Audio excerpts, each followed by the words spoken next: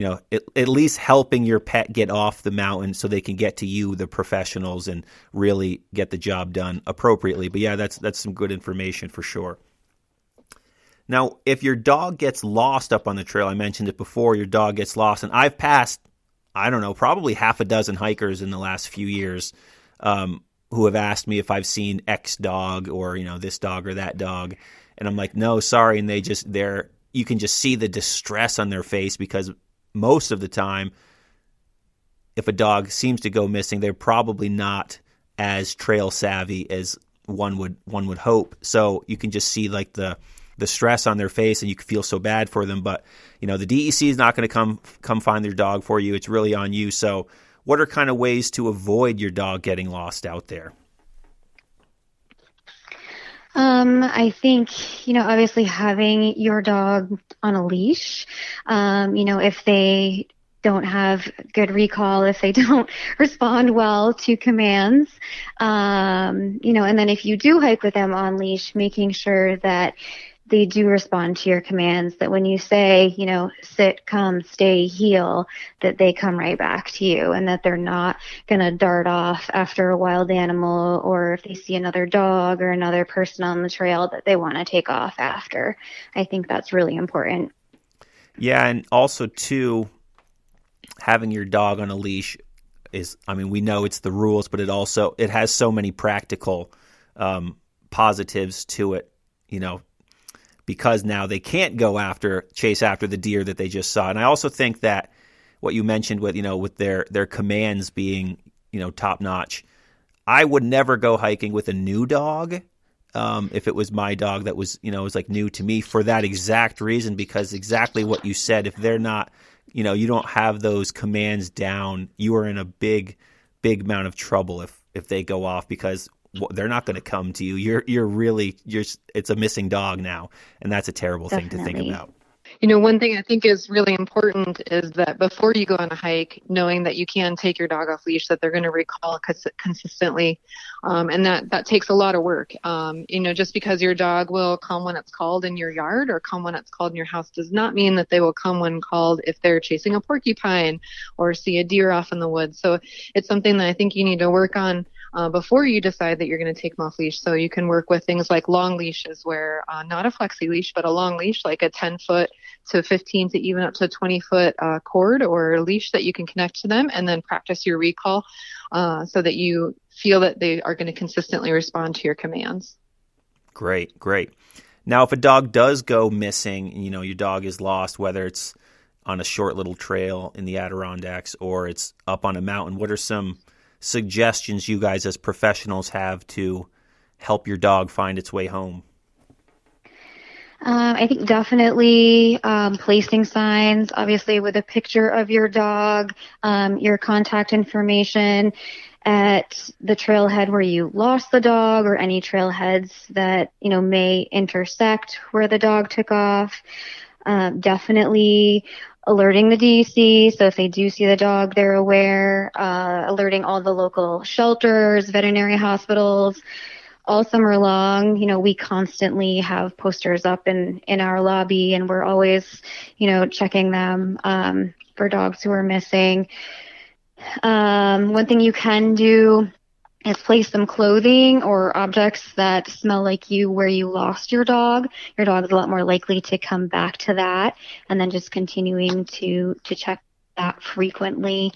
And then again, I know Wendy mentioned this earlier, but just making sure that your dog always has proper identification on them. That way, if somebody does find your dog, or your dog does end up in a shelter or at a vet hospital, those people have a way to contact you. So that means a rabies tag and then another tag with your contact information. Sure. Over this past summer, some friends of mine who are local to Lake Placid, they were hiking at the Heaven Hill Trail Farm, Trail / farm. I always mix it up. It's the same thing, but out at Heaven Hill. And they go there all the time. And one day their dog just took off into the woods, and they just couldn't find him at all. And it was, they had signs up. They were going quite crazy, as you would imagine. And then they eventually had to call it for the night and come back in the morning, but they decided to leave their car there overnight with the door open. And they came back the next day, and the dog was sitting in the back of the car. Absolutely amazing. Good.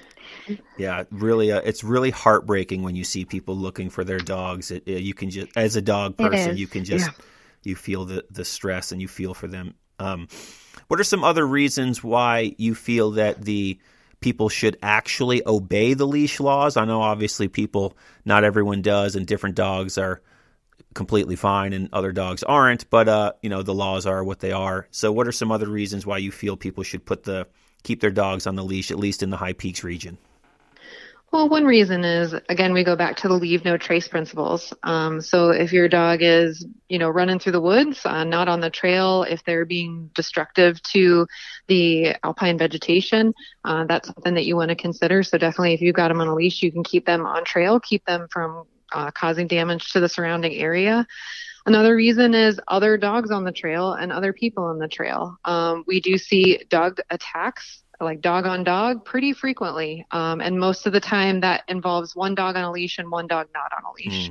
Sure. So, if your dog is on a leash and another dog comes running up to it, it can become very protective of you and of its personal space. And, that leads to trouble.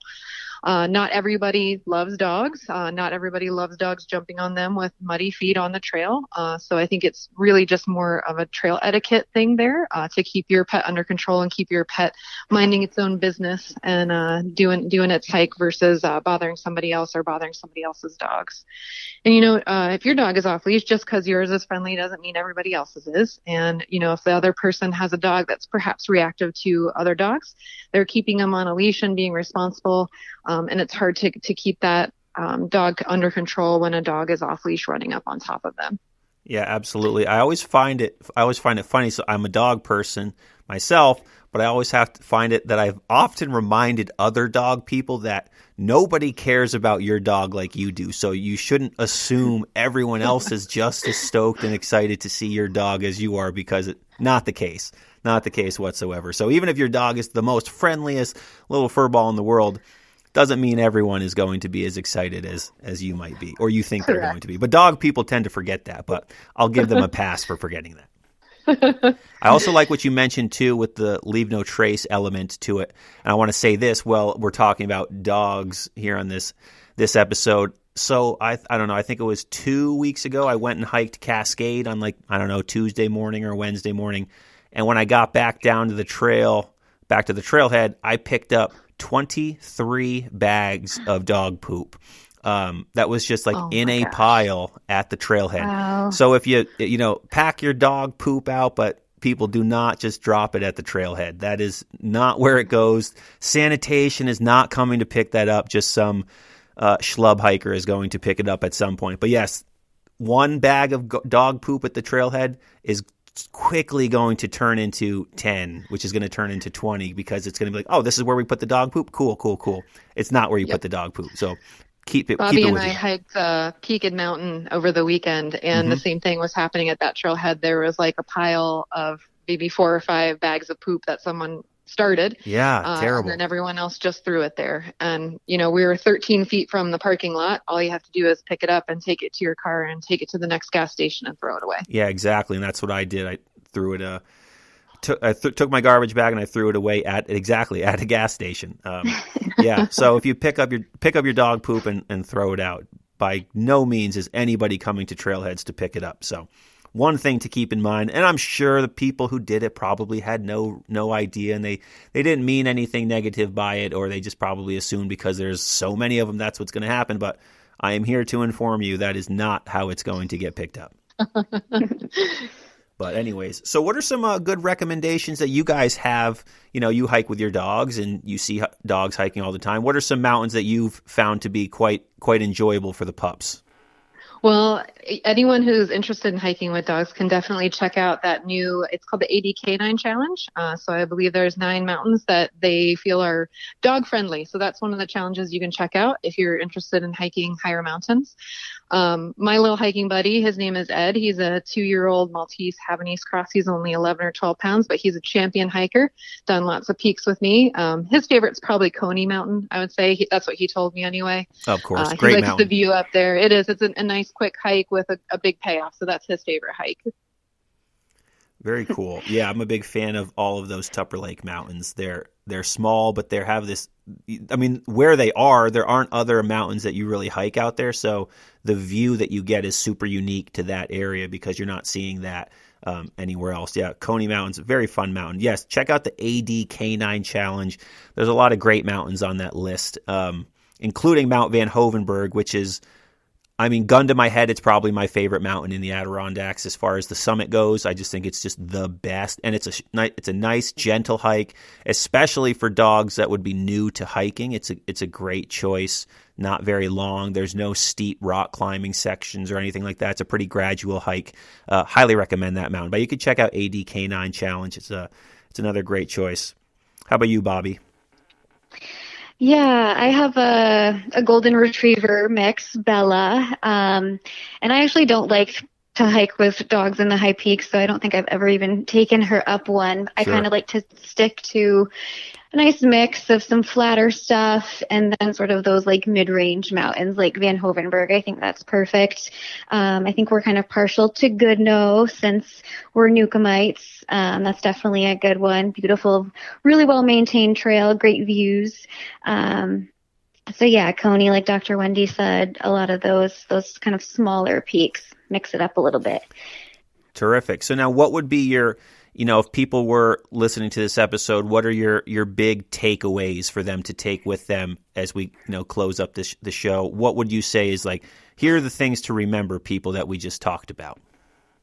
I think the biggest thing that I want people to be aware of is just to be prepared for the case of emergency. So know the vets, have your paperwork with you if you're not local. Understand that an emergency is going to be more expensive to treat. I think that's something that maybe catches people off guard. Just being prepared overall in case of emergency. How are you going to get your pet down? What can you do in the meantime as you're getting down? And what you're going to do when you finally get down. I think just having fun, right? Everyone loves to hike with their dog, but I think for everyone to enjoy it, just all need to just respect other humans on the trail, other animals on the trail, the wildlife, and just like we've said multiple times, leave no trace. So enjoy it, but enjoy it respectfully. Absolutely. That goes with hiking in general, for sure. So now on this podcast, I always like to ask the guests, I like to have a little fun at the end and ask them each 3 specific questions, no wrong answers. So for you guys, are there anything? And let's keep it dog related here and keep it on brand for this episode. So is there anything special or the particular that you always have in your backpack when you're hiking with a dog? We'll start with you, Wendy. I always have an extra leash, and I always have a good amount of snacks and a little collapsible bowl. And I do have a first aid kit. So I've got, things like Bobbi had talked about before, Benadryl, Pepto-Bismol. I've got bandage material, things like that. So I'm always prepared for an emergency, but I'm also prepared for snacks at the summit. I think that's the most important thing. Absolutely. How about you, Bobbi? Yeah, definitely the first aid kit is key. I never leave without it since our incident on Nundagal. And I think the easiest thing for me to have when hiking with Bella is that harness with the handle. That is key. Yeah, I would agree. Having had a dog that was 120 pounds, the harness with the handle, very clutch when you're hiking. So now my second question that I always ask people is, what makes the Adirondacks a unique place? So Wendy, you grew up in Ohio. Bobbi, you grew up in the Adirondacks. So you're going to have some, but you're here both in the same spot. So what would you say makes this such a unique place to be? I think it's the fact that you can live here and play here. So the reason I love living here is because, I can look around my house and drive in my work commute and just see these beautiful mountains and beautiful views and lakes. And it just, every day is a gift when I'm living here. I love that answer. It's so true, and I love that answer. How about you, Bobbi? Oh, geez, I don't know. It's tough. It's home, That's the bottom line, basically. I live in Long Lake now, so I have an hour commute to work, each way every day. And it's just beautiful. And there's never a minute when I'm driving where I just don't look around and think about how grateful I am that I get to live here. And there's just a never ending amount of trails. I grew up here and I still haven't hiked all of them. So you could hike